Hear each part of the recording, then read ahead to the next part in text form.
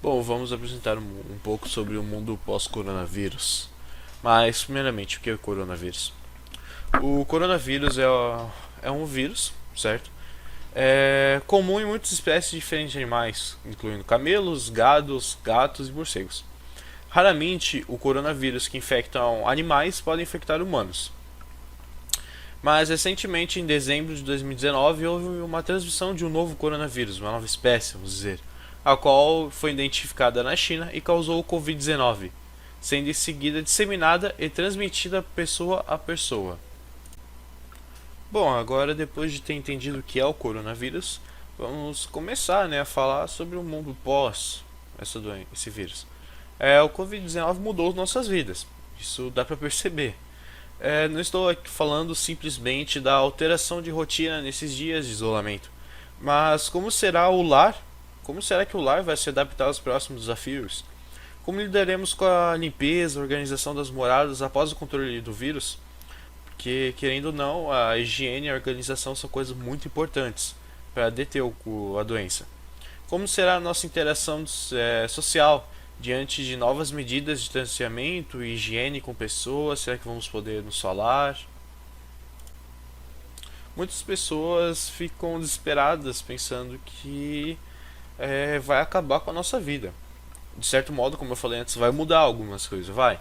Só que não vai mudar, porque, como podemos ver na história, já passamos por coisas assim. Um exemplo muito clássico disso é a peste negra. De 1333 a 1351, teve 50 milhões de mortes na Europa e na Ásia.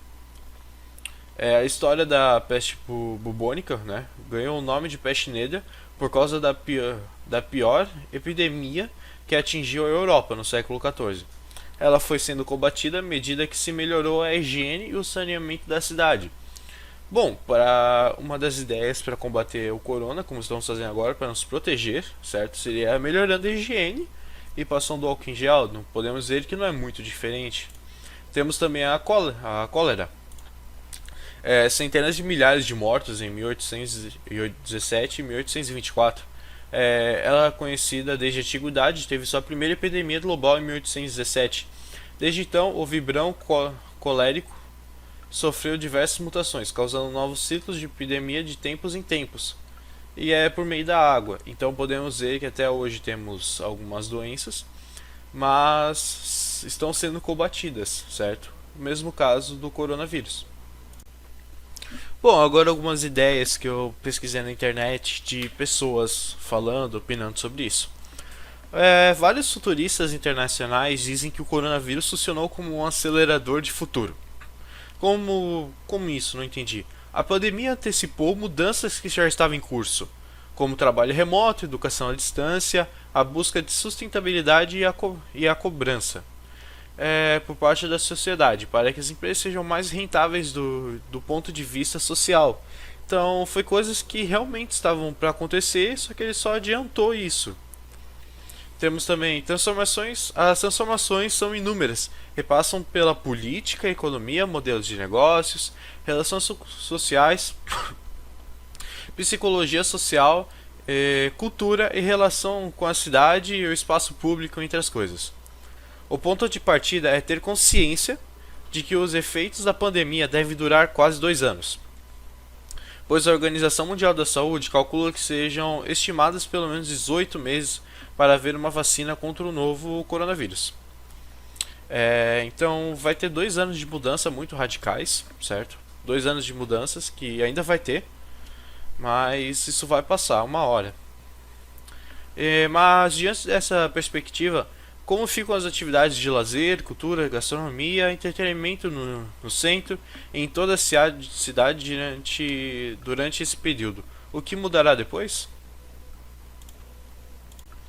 Antes de responder a pergunta anterior, vamos falar um pouco sobre a economia, algo que está sendo muito, muito mesmo afetado por essa epidemia. Há algumas coisas que aconteceram na economia. Está tendo um desemprego em nível recorde, nunca antes tido.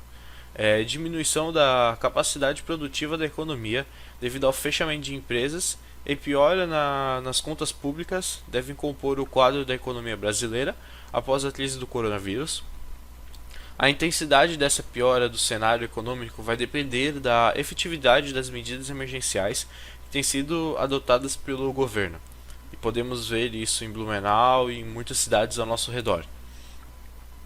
Com algumas coisas que eu acho bem engraçado que é alguns setores que não vão ser prejudicados ou não tanto, né? Com a indústria e o comércio praticamente parados, há poucas dúvidas de que o Brasil entrará em recessão esse ano, certo?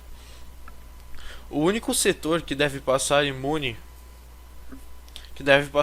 ou pelo menos com poucos estragos é a